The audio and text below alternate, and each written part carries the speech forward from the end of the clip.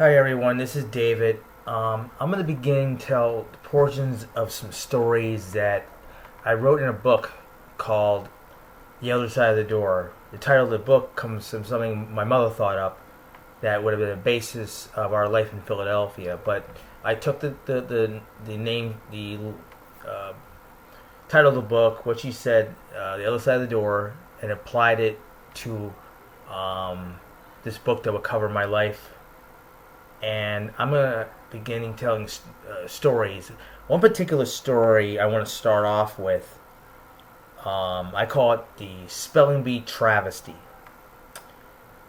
Now, despite the fact this occurred in about 3 different schools, technically 4, this dates back actually to 3rd grade. Now, the spelling bees took place 1983, 1984, between 6th and 8th grade. But the situation started when I was placed in special education in 3rd grade. Now, in 3rd grade, there was a complication between my parents and a particular teacher. And I don't know whether it was a racist situation, not a black person at all, nothing like that. I'd rather not get into what it was, because to this day I really don't know the truth about it, between the complication between this particular teacher and my parents. But there was a major argument, and I did not finish 3rd grade in my first elementary school. I was moved to my second school, which I'd start the 4th grade, and I was placed in special education. Now, I could call that a contradiction in terms. Special education now would be for people that have really serious mental retardation. Well, back then, no. Special education meant you were placed in a small class of no more than 6 to 10 students in a class. But I and those the students shouldn't have been placed in those classes. The particular teachers would use the excuse. Several teachers would use the excuse. Overwork, underpaid. Now, many teachers throughout the country probably face that today, no doubt. They could be, but back then it could be used still as an excuse. But no, particular teachers acted. They had a mind. They didn't act and sound like it, but they had a mind that, like if you were in the military, there was no specific attention to one soldier to train. I don't know how the military works like that or not, but all the soldiers would listen to the drill sergeant. It's all of it. There's no particular attention, like this soldier needs more attention. That's what special education apparently was. Maybe it's 6 to 10 or more, 6 to 10 or 12 or less students need particular attention. The teacher definitely had to pay attention. Maybe, and I was also labeled with learning disabilities. Now, I learned what learning disabilities meant later on. I'm unable to comprehend reading fiction. I'm very good with nonfiction. Very good with biographies. So I was also labeled with learning disabilities. But I would honest to God, blame the curriculum, the teachers, to say we needed particular attention versus what you call mainstream class, that the entire class wouldn't have a problem listening to what the teacher's doing and saying, and versus I would blame the administration, the school system, the curriculum. And it's too much detail to talk about right now. I could talk about it in later portions of what I want to talk about. I want to get back to the Spelling Bee Travesty. But the special education that I was placed in stayed with me all the way till 10th grade. And I'll tell that story at another podcast. The special education term, the label, stayed with me, and it really hurt me in the spelling bee situation. Now, to this day, I'm very good at spelling words. Even though the family members ask me about how to spell a particular word, I'm very good at it. Each class okay, this started in the second half of seventh grade, probably in spring towards summer. Second half seventh grade, and each class of the entire school, the teachers would have who's the best speller in the class.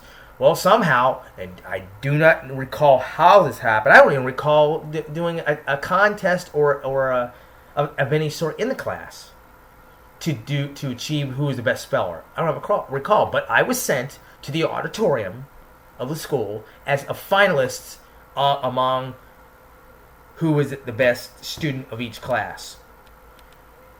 Well, when I approached, the person in charge of the spelling bee said my name, and apparently the teachers, what class I'm from, I said the teacher's name. They said, she teaches special education, doesn't she? I guess. Because I, honest to God, still after I'm just been placed in special education just the past year. This is brand new. Been going on in the fourth grade. It's brand new to me. I really don't know why they placed me in it or what it actually meant. I said, I guess. The person in charge of the spelling, I called it, and wrote in a book, Spelling Bee coordinator, said to please return to your class. Why? Just go back. What in the world? You don't argue with teachers. This is the thing about all those years from third grade all the way to 12th. Teachers did no wrong. The student, whatever teacher says, whatever the school says, the student does. You're not allowed to question a thing. I returned to class, and they said, "What, man?" I returned. I was like, got barely 4 to 6 minutes, and the teacher. That was quick. I don't know. They said return me. They sent me back to class. The teacher said in the classroom, "Okay, I'll get to the bottom of this, and no." But did she continue on teaching her the subject? I guess English class. Teach her subject, and she taught her other classes. And I'll find out after school is finished, and I'll talk with the office. Next day.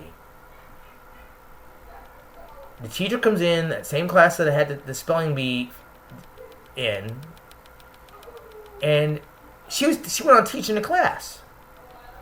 Rather than say, okay, I found out what happened with the spelling bee situation. No. As the class time ended, I raised my hand and said, what happened? Oh, that. They said to me that you failed to spell the word. I didn't even get on the stage to give me a word in the first place. But I didn't even bring that up. I never said, wait a minute, they didn't allow me on stage or give me a word to try to spell. Nothing. They lied. But I never brought this up because remember, I'm the student. They're a teacher. They're the administration. They do no wrong. You cannot question. The teacher said that the teacher was told that I failed to spell a word. That's part one.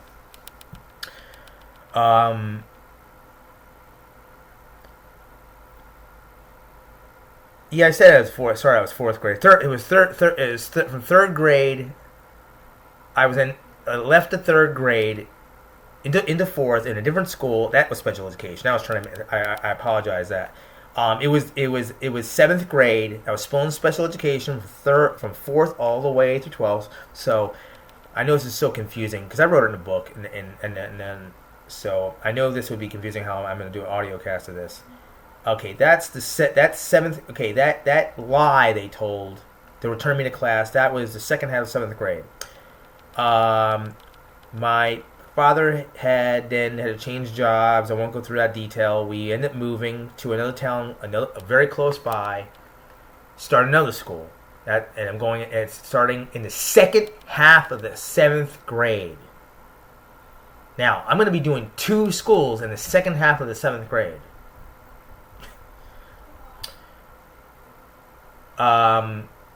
Again, I'm doing good with this. Apparently, another this second school in the 7th grade.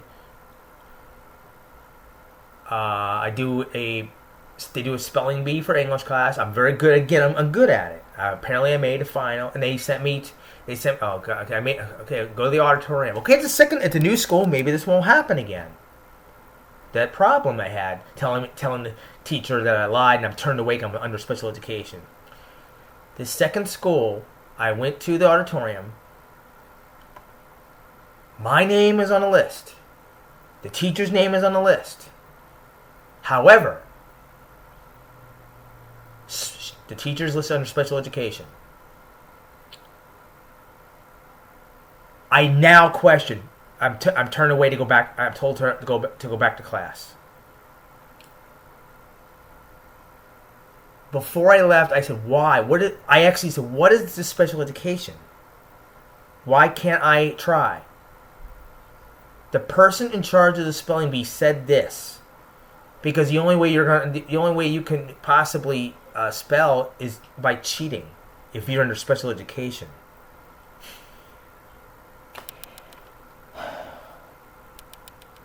That was disturbing, hurting.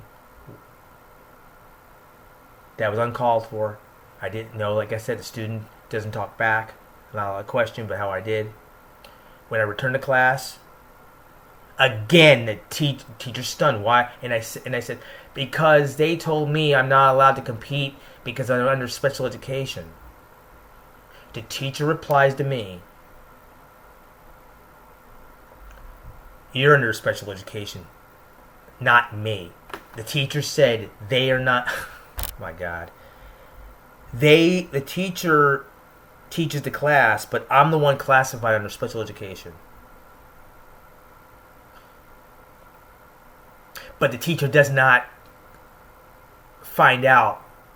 contact the spelling bee coordinator, the office, why I was turned away. This teacher said that she teaches a class, however, she doesn't accept a label, or as far as she's concerned, I'm the one classified in special education, not her. Alright. This is the second time I'm not allowed on stage. Finally finished the 7th, but I ended up changing. We moved again, and got within like 1 to 3 months of the last. I was with a third school, middle school, and I finished the 7th grade there.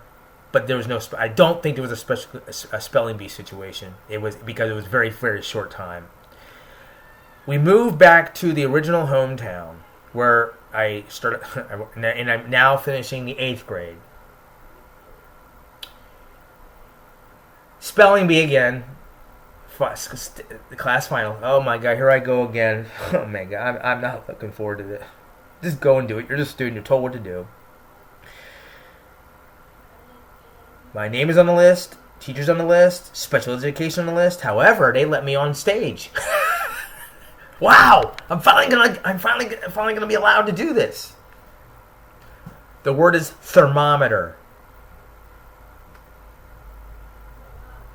I spell it somehow. I wrote it in a book. I somehow spelled it. I misread a letter. It was an A or an O. I can't remember the exact spelling, but I think there's an O instead of A, something like that. Ding! Oh my God, I couldn't get the first word. I actually failed. The irony, the absolute irony. The third, ever heard the phrase, third time's a charm? I'm allowed to go on stage. My name's on the list, special education list. It was all ignored. Just go on stage, prove yourself, and guess what? I failed spelling. And that's what I had to call the Spelling Bee Travesty. So I hope you look forward to other stories from my book. Thanks for listening.